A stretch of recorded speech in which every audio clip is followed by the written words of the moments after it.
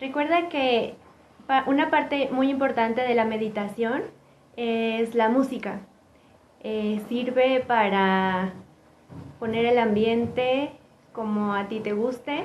Puede ser cualquier sonido, cualquier música, cualquier sonido de relajación, de la naturaleza, canciones, lo que a ti te guste, lo que te haga sentir mayor conexión con la divinidad y mayor seguridad. Una herramienta muy importante puede ser el tambor.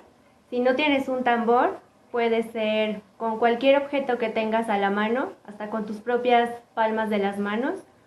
Y puedes ir haciendo el sonido del corazón.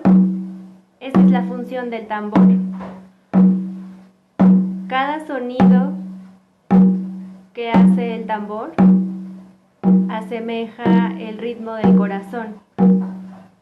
Y es muy importante que la meditación, aparte de la respiración, logres sincronizar este sonido con tu propio ritmo y a tu propio tiempo.